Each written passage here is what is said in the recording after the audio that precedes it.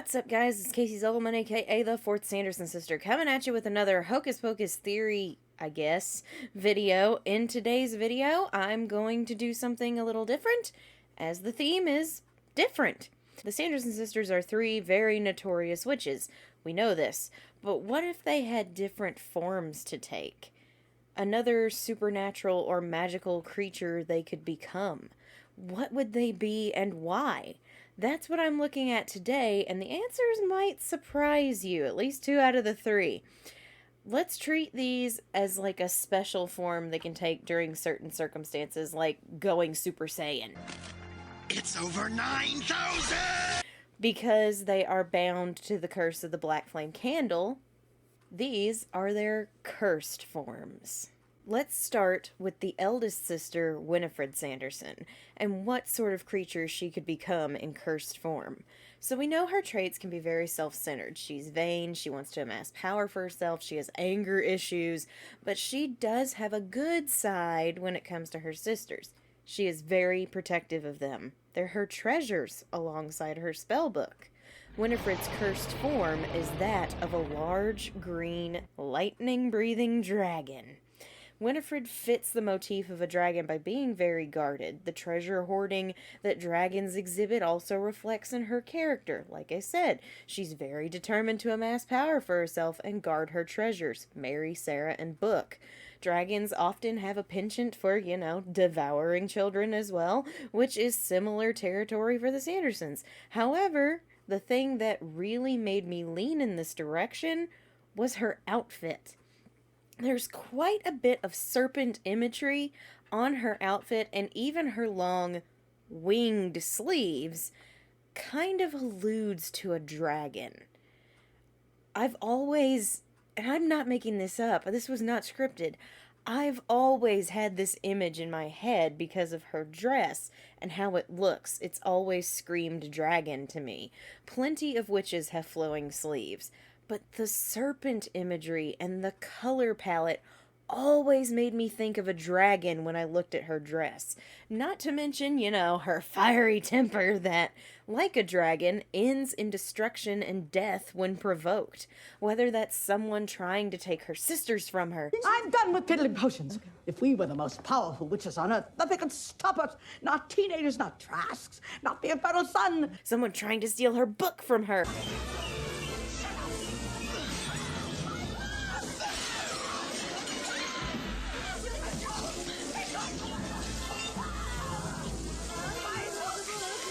Or, just plain calling her ugly. Soon the lives of all my little friends will be mine. And I shall be young and beautiful again forever. It doesn't matter how young or old you are. You sold your soul. You're the ugliest thing that's ever lived. And you know it. You die first.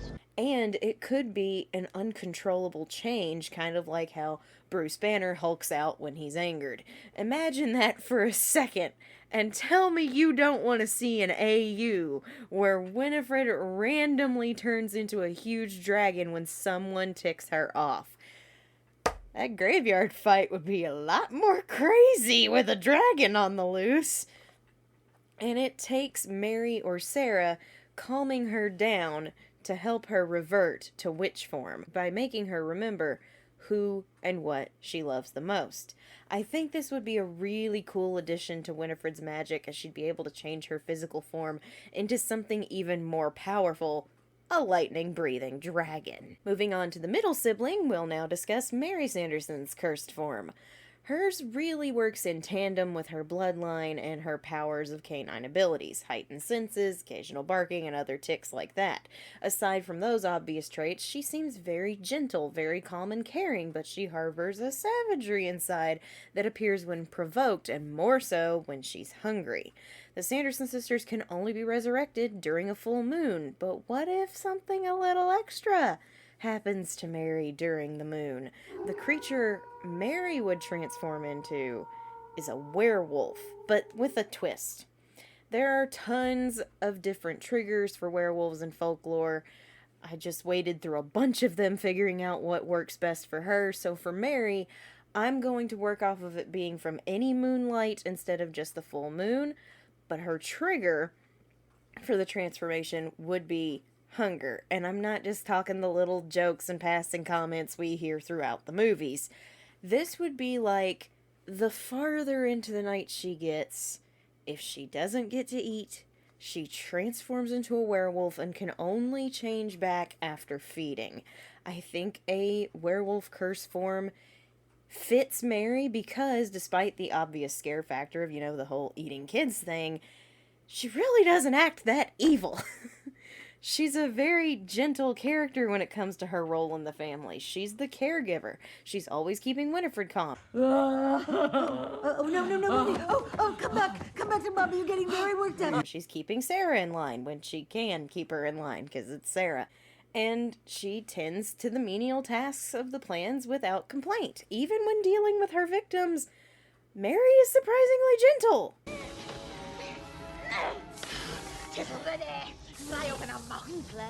Danny, don't drink it. Shut up, yo. Don't drink it, Danny. Open your mouth. Open up. Thank thee.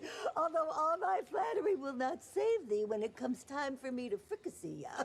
A sharp contrast to this part of her would be a savage werewolf bursting forth if she got too hungry for a victim.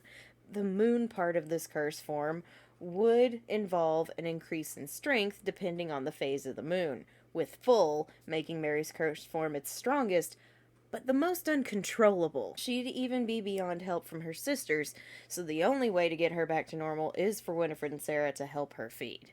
It might be interesting to see the most level-headed of the Sanderson sisters go completely savage, again, making some of those fights way crazier than before. So far, we have a dragon and a werewolf. So let's add our final creature to the roster with the youngest sister, Sarah Sanderson.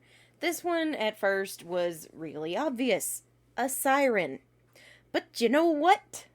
That was too obvious, and frankly, I think we could find something just a little bit better. So Sarah is flighty, but not as dumb as everyone thinks. She's attractive and very flirty, to use a G-rated term. But she's as bloodthirsty as her sisters and has no qualms about using her powers to lure in victims. In fact, she enjoys it. No more luring children to their demise? No, they're already demised. Oh, that's a great time hack. Thank you kindly. I delighted in the luring. 'Twas my only job. Alas. Sarah's curse form allows her to keep her looks intact and even enhance her enchantment abilities, especially the hypnosis. It will also give her seduction a little bit more of a bite. And if you haven't picked up on my puns by now, I'd be surprised. Sarah Sanderson would transform into a vampire for her creature. I sat with this for a bit because I just think a vampire actually fits her so well for a cursed form. Sarah absolutely uses every little trick she can to get what she wants from her victims, especially those of the opposite sex. She seduces the bus driver. I need one of those instant ice packs. You girls are giving me a fever. Yow. Hey, Buttercup, anybody ever tell you you very easy on the eyes? She seduces the unwitting man dressed up as a devil.